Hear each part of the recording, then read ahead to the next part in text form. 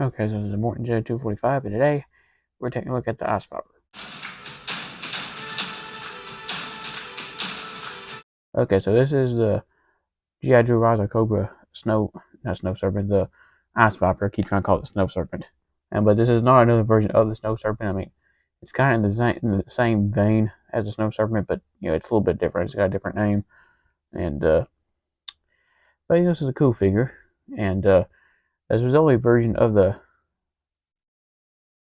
No, there was actually I was about to say it's the only, but there was an ice viper in the uh, original uh, 1982, 1994 run, and which is a lot different looking. I'll show you a picture, but unfortunately, I do not have that figure. But I do have the Rise of Cobra one here, so let's take a closer look at it. Okay, so starting with his accessories, the smallest accessory we have here is his pistol, and which this is not a real world weapon. This is a weapon made for the movie. This is a standard issue Mars pistol, which has like a shoot. It's hard to explain how in the movie it is them like circle things like a wave, but but it's not a regular gun. And the same gun was reissued a lot for Rise of Cobra, and which Destro also came with this same black pistol, and which the Ice Viper can hold on to it, and which is not a very good fit, as you can see. He wants to fall out of his hand because his other weapon has his hand stretched out, but see, it does look cool in his hand, but he just don't hold on to it very well. His next accessory, and probably my favorite, is this rifle right here, which is another like Mars issued rifle, which is not based on any kind of real world weapon, but his is a little bit different from the standard Neo Viper, which unfortunately I don't have the standard Neo Viper, but I do have the 4-pack version of the Neo Viper from the Kmart exclusive. As you can see, his rifle and uh, the Ice Vipers is a little bit different. As you see, the Ice Vipers has like this white wrap around the front here, and they do both actually have the peg holes on the side for the backpack, even though this one doesn't have a backpack to peg it onto. But I don't think it's supposed to hold it from the front grip like that. This is the only way I can get my Neo Viper to hold on to it. But still, pretty cool rifle. And last but not least, we have this snow ski thing, which is like a missile launcher. And it came with a blue missile, had like an arrowhead kind of. Unfortunately, I don't know where it's at, but it will shoot Destro's missile. So I will once again borrow Destro's missile to demonstrate here in just a minute. But so you can see it's got some skis on the bottom, all gray plastic, no real paint details. There's a little bit of stressing on the back here a little bit. But the only paint detail it has is this Cobra logo on the front here. But so let me take our target here, and as a Major Blood version 3, let me zoom out just a little bit. Okay, so I'm going to load the missile launcher, and when you hear it click in, that means it is loaded, like so. As you can, so that's how it's loaded. So you take aim and fire. So it's a pretty powerful missile and not Major Blood completely down. So yeah, it was just pretty fun. I've never been a big fan of missile launchers though.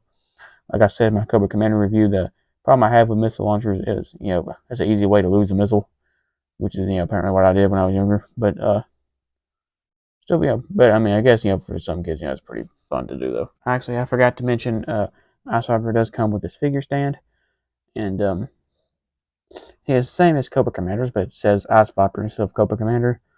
It's also got the same Cobra logo on the bottom and everything, so pretty much the same thing. Okay, so let's take a look at the sculpt, design, and color of the Ice Viper, starting with his head. As you can see, his head is a standard black head with no paint details. You can pull it up and his visor up.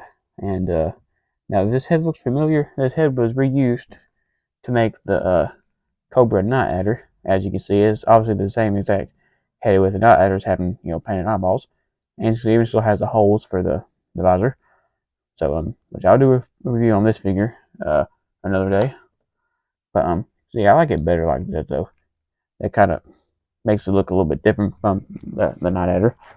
And so going down to his chest piece here, you know, he's got this like this coat around him, which being in an Arctic environment, he's gonna need to keep warm. There's a lot of cool pouches on here, and zippers and buckles and belts. But some of these buckles and stuff are actually painted black and with some silver buttons, which is pretty cool. But you can actually unpeg this from the side here. I think you can from both sides. Yeah, and you pull this up, and there's a standard Neo Viper buck underneath here.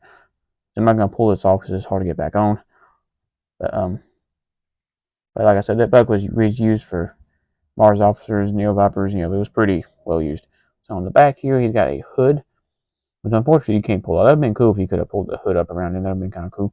But you see, it's got some paint detail with camouflage on it right there. There's another black paint detail. There's what looks like a sleeping bag rolled up on his back right there, and another pouch. You see, they also painted black straps with silver buckles, and also on the pouch here, we have painted the black straps with the silver buckles, which is pretty nice. And on his the belt goes around too, by the way, as you can see. But they didn't paint the silver bits on the back though. I guess because you're not gonna be most people are not gonna display them from the back, but that still would have been cool. And now on his arms, he's got some shoulder armor, which looks pretty cool. There's some defined like detail on the plates itself. There's also some plates on his arm here that stick out a little bit more than the shoulder plates.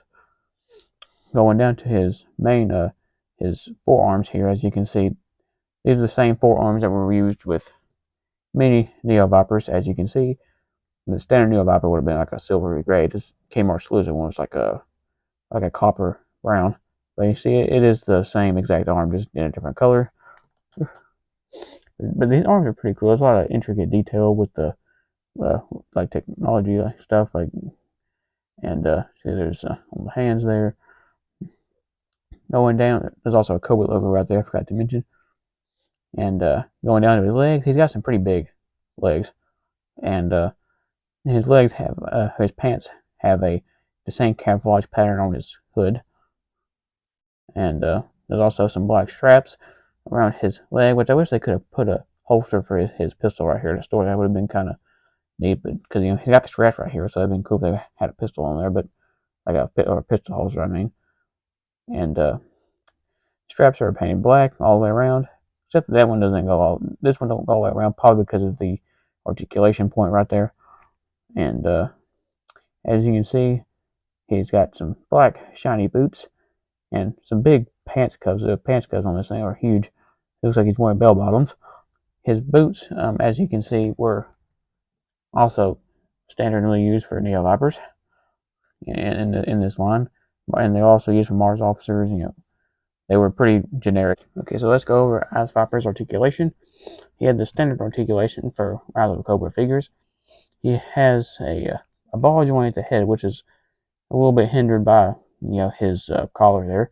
He does have a waist articulation in here, but it's hindered by his coat. He has a hinge at the shoulder, which is kind of tight. A a bend and swivel at the elbow, and a swivel up at the forearm right there. And he's got a ball joint at his hip, a swivel, and a bend at the knee, which you see is kind of tight. He's also got a swivel and a hinge joint at his foot. So let's take a look at Ice Viper's card back. This is one I do have the full card back on which the figure was packaged. On it, as you can see, like Cobra Commander, it says G.I. Joe Rise of Cobra. That's where the thing was tore. This one's not tore too bad. Cobra Commander's was tore a little bit better. I guess I have some that were tore really bad across the artwork. But you can see there's a portrait of the Ice Viper himself. You can see there's that rifle with the white wraps. Looking a little bit cooler. Actually, this one on the card art actually has like a camouflage pattern. I wish they would have put that on the toy itself. That would have been kind of cool. So flip it around to the back. About the same thing as Cobra Commander. This is the same text right here, so I won't read that again. There's also the other figures down here at the bottom. There's Cobra Commander, the Ice Viper, which Cobra Commander wasn't actually on the back of his, but Ice Viper is on the back of his, so that's kind of cool. You see, there's also 3 Joes and 3 Cobra ones. And also his file card. Let me move my camera up a little bit so you can see. Okay, there we go. Alright. So it says Ice Viper. There's a Z number up here. It's a Cobra logo, which you probably take one of them things and scan that. It'll give you extra information. I've never tried that before, but there's also a number on the side here, which I'm not sure exactly what it is, but here's a kind of a bio. It says injected with nanomods, Ice Viper commandos are inhumanly strong, incapable of feeling fear or pain, which kind of sounds like Mirakuru in Arrow, and able to withstand freezing temperatures. They defend an Arctic research lab when the G.I. Joe team storms the facility to shut it down. So, able to withstand freezing temperatures. I mean, seems like if he was able to withstand freezing temperatures, he wouldn't be, all wrapped up like he is. Preferred weapon: the Mars Industries D57A Extreme Environment Tactical Rifle, which is the rifle that he came with. Okay, so for the Ice Viper's media appearances, in this form he only appeared in the Rise of Cobra movie. But in the original figure, it did appear like in Sunbow animated series, and I think Sunbow, but in Deke as well, I believe. But was this figure only appeared in one part of the movie? I believe, where they were storming the Mars base in the Arctic, and there was two Ice Vipers patrolling. So I think there's only two Ice Vipers that actually were in the movie. Okay, so what do I think of this figure overall? I really like this figure and I recommend it. Now, a few problems I do have with this figure though is just his whole outfit is so clunky and wide. It's hard to really get him in a lot of poses, and it's hard to get him to hold his rifle two-handed like that because of how clunky his waistcoat is. But when you get it actually get him to hold it two-handed, it looks pretty cool, as you can see. Now, so you'll have to get these on the aftermarket now because Rise of Cobra was been a while ago now since that movie came out. But I mean, I don't think they're too expensive on the aftermarket. Now, now original figures are pretty high right now, but these Rise of Cobra ones are pretty good and well articulated figures, and some of these do get a lot of hate, and with some designs I can see why, like Cobra Commander, because I didn't even like that design either. But Design Spot actually is actually pretty cool though, and it was actually one of my favorite figures. So if you like this video, we'll see more. Give me a thumbs up, it help me a lot, and until next time.